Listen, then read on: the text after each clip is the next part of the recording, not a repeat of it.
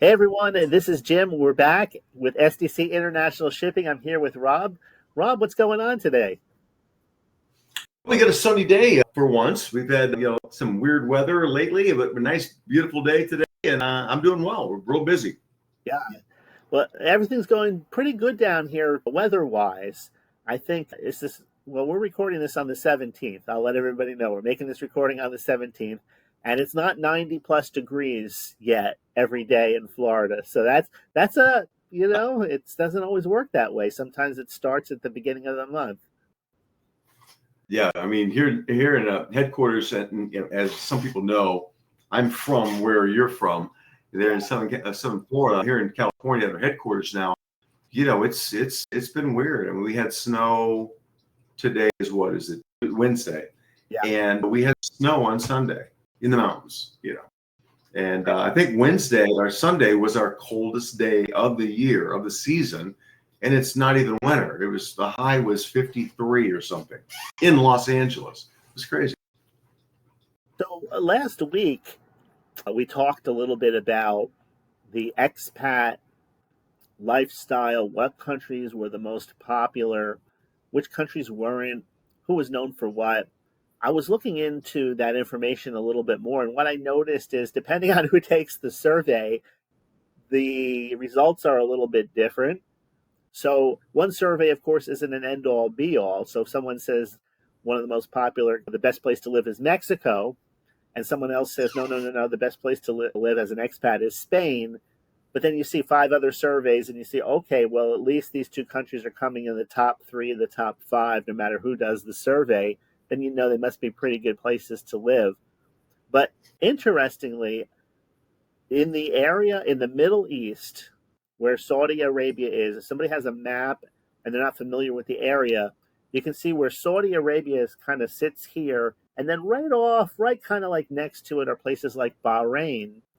And all of these places are suddenly so popular, it seems, that people, for business reasons, for entrepreneurial reasons, they're going there because, according to all of the data that I see, these are the most friendly places.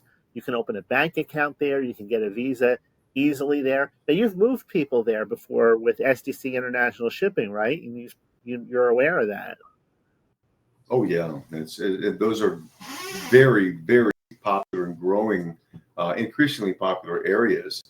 But it comes down to, what is the client's motivation for becoming an expat, from the U.S. moving somewhere. And if it's to sell out, cash in basically of all the equity and whatever, and live a less expensive lifestyle, that may not be Bahrain, UAE, Saudi. It might be more, geared towards Mexico, Panama, maybe Philippines, that kind of thing, for Vietnam, Thailand, that kind of thing. So it really depends upon the motivation and the reason for saying, okay, I'm going to make a change here. But yes, to your point, UAE, Saudi, Bahrain, that whole area, I'm sorry, is massively growing. But it's mostly corporate or people that are entrepreneurial, that are going with tremendous amounts of money or reasonable amounts of money. It's a little different. Say most people going to Philippines. Let's just say. Yeah, yeah. So you've actually talked to some people who've moved there and you've been there yourself, right? I would say every day I'm talking to someone. Almost every day I'm speaking and working with someone moving to the Philippines or Panama. I would say for sure every week, multiple times per week, I'm speaking with someone relocating to UAE, whether it be Dubai or Abu Dhabi, maybe Bahrain or Saudi. Absolutely. Every week. And the feedback that you get from these different areas has all been fairly positive. Yeah, because they know what they're doing. I mean, they understand what their motivations are and their needs are. And I try to help them with that a little bit in terms of the moving aspect and customs clearance and make sure that it's going to go smoothly and no problem there. But yeah, that's everything's great. I noticed in the surveys, they were saying that suddenly Panama is in a different position than it was 3 years ago.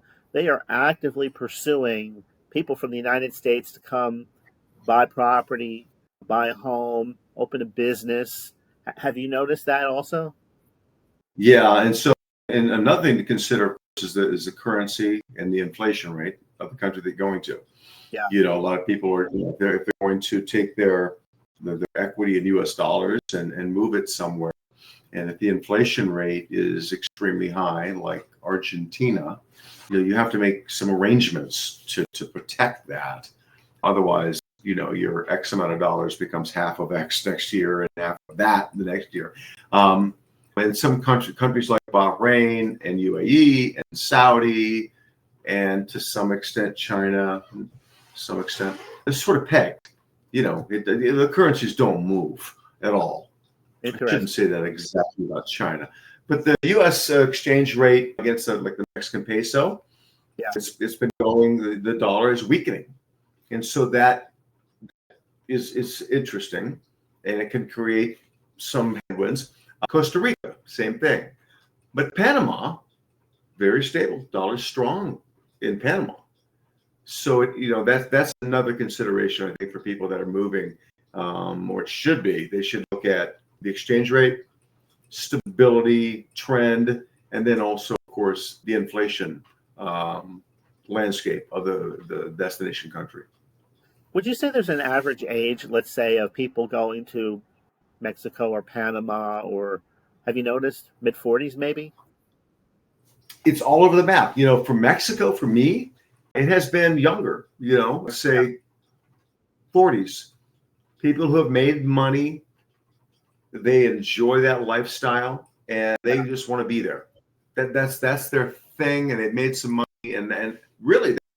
Now, of course, there are many people who are retirement age who have said, "I'm done. I've sold. I made a tremendous amount of equity. There's a lot of equity in my home, my property, my business, whatever it is, and I'm yeah. just going to walk away and move there." But so Mexico's been a little bit younger. Panama tends to be Panama's sort of the same idea. Yeah, UAE, Bahrain, Saudi, much younger. That's much younger. typically entrepreneur, serious money, and jobs. Yeah. People going to work for Saudi Aramco or whatever they're doing. There's so many businesses now stationed there, so that's a lot more corporate. Is this like in the technical sector? Are these tech jobs, healthcare? Do you know? Well, it's been Saudi.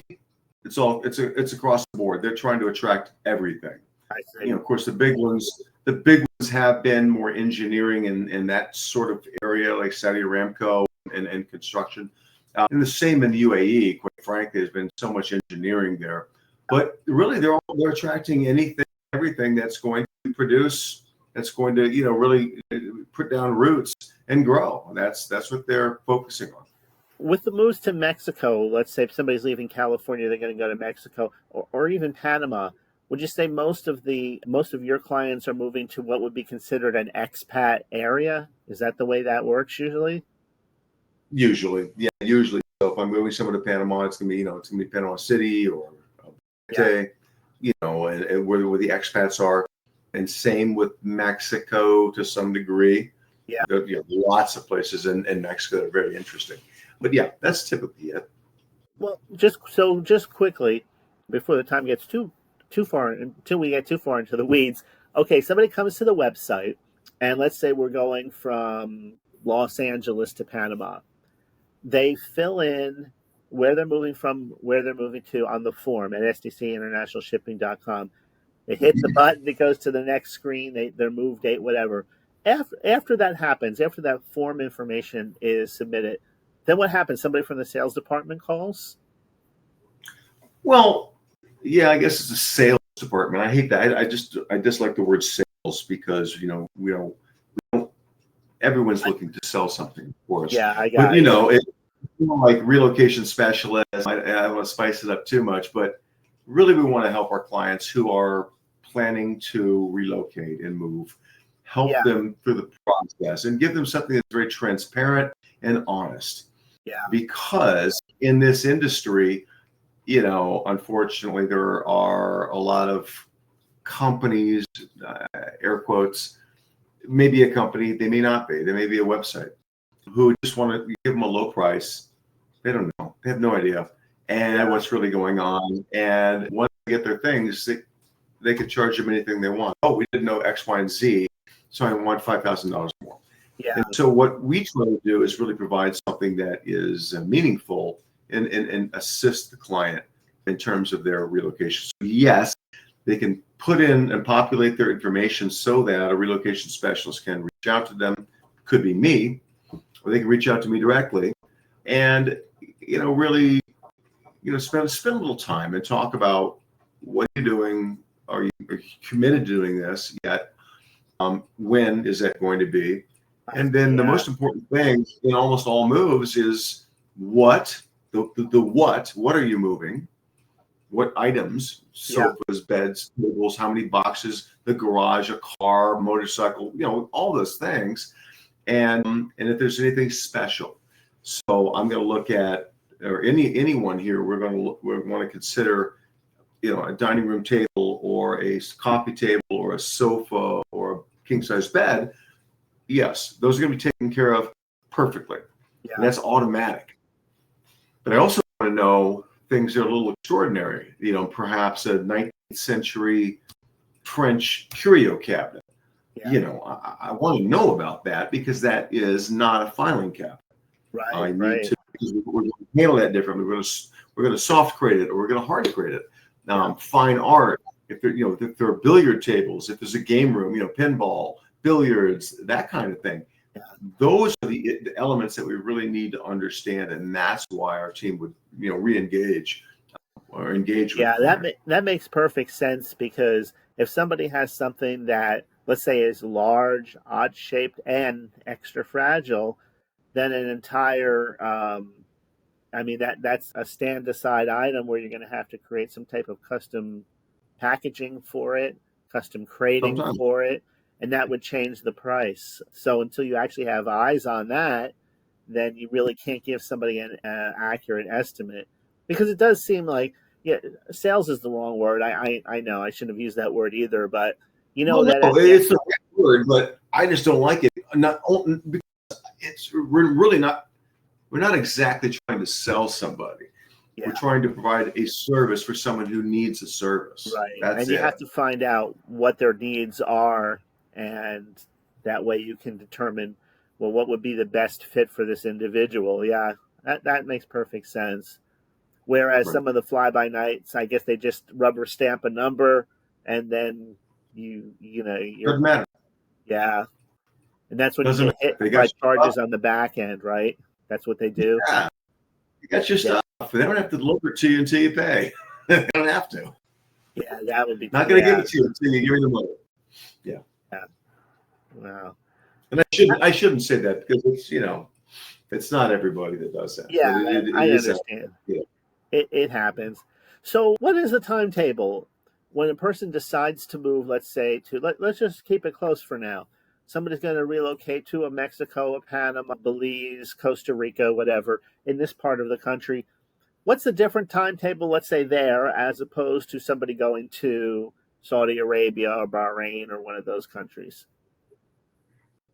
So they're roughly the same, but there are some differences. Anything that's going to be moved over the land, which would be Canada and Mexico mostly. Sometimes I'll ship ocean to Veracruz, depending on the circumstance, to Mexico. But typically it's over land. That's going to be a shorter time frame. However, it's very important to understand the real details, the volume, the details, all of that for those types of moves, so that, because it's going to occupy place in the truck for sure. And there are other elements. So those are really important to look at. Overseas countries, it's very similar. And now there are different types of shipping. We've talked about this before, but like LCL, less than container load, shared container groupage, versus a full exclusive container. The time can vary a little bit between those two, But overseas is pretty standard. And again, some companies will come back and say, hey, it's going to be, 3 weeks. No, it's not. Not door to door. They're saying it's going to be 3 weeks, from the time the ship sails to the time the ship hits the dock, something like that. Best case scenario, if it doesn't stop anywhere, time frame, it varies, but we try to be very, very honest and transparent in terms of what the door-to-door time frame is going to be. I've seen photos of the ships, the sea freight, and with all of those containers on board, I'm sure they've got the process down to a science, but I'm thinking, I wonder how long it takes for them to fully load that boat, and then I wonder how long it takes them to fully unload it on the other end. Right. It's not instantaneous. Exactly right. And then you have the trucks coming in to pick up those containers and leave again. It's an interesting system, and I'm sure it's a lot smoother now than it was 20 years ago. And that 20 years ago, it was smoother than it was 20 years before that. But hopefully technology is doing its part with all of that, right? It is. It really is. And this is what I try. This is one of the really important things that I try to explain to clients is, this isn't just picking up and shipping and that's it. It's like something magical happens. Yeah. We're not beaming it. We've got to come in a lot of cases, pack and disassemble furniture, wrap and protect, and it could be crating to make sure that things are done right. Then that all has to somehow get to the port. So that includes trucking, which is drayage. And then it's going to be onboarded to the ocean vessel. Now that ocean vessel, that timing has to be pretty tight if we're going to do a container, because if the container is picked up and hauled back to the port, but the ocean vessel's not ready, now you've got storage, and that's not cheap at all. Yeah. These are the things we try to iron out and make sure that these problems don't come up. Yeah. And so it's got to get on the ship, and it's got to go, and it's got to clear customs, and it's got to leave customs, and it's got to get to the door, and everything has to be delivered and reassembled, and boxes in the right rooms. There are a lot of steps, and I think sometimes folks don't necessarily understand that. They really feel like it's Scotty or whomever beaming their stuff from point A to point B at the end of it. There's a lot of steps to do it right. And some companies will come in and just say, give them the lowest possible thing. Like if you brought it to the port and loaded it on the boat yourself, they just say they're giving you a quote for the boat, but that's not the whole equation. Yeah. So the bottom line is, if you want to get it done right, you can call SDC International Shipping. You guys will explain whatever the process will be for that person, and that way there's not any question marks. Yeah, I don't want it to sound like a commercial for us, at all. But yeah, you've got to work with someone who's, got your best interest in mind. It is telling you the whole story transparently, the truth, the whole truth, and nothing but the truth. Well, Rob, we'll put your information as always up on the screen. This is great information. I just want to throw one thing out there for those of you who haven't listened to previous episodes and we were talking about full container load, less than container load. Sometimes you don't have enough stuff to fill up a whole container by yourself. And so you can share a container with other people going to the same destination. And that way you're not paying for more than you actually need. And I know that SDC has their own groupage containers, especially for that kind of service. So you're not wasting money. Absolutely. So you have less than container, and we have our own groupage from certain cities, New York, Los Angeles, San Francisco. And, in those cases, there's a common port of entry, like, for example, Rotterdam, if it's Europe. And then from there, it would be dispersed. One client might be in Spain, one client might be in Germany, one client might be in, Portugal. Interesting. And so there's more logistics involved, but typically the paperwork is much easier. But the only downside is it can take a little longer, not tremendously longer, but just slightly longer, because obviously other things have to happen. Rob, we don't do a lightning round of questions, but I'm going to kind of mimic it now. If you had to move to Spain or Portugal, if you're going to move to Spain or Portugal, which one? If I were moving to Spain or Portugal, You had to pick one. Which one? really hard to say. Depends what you like.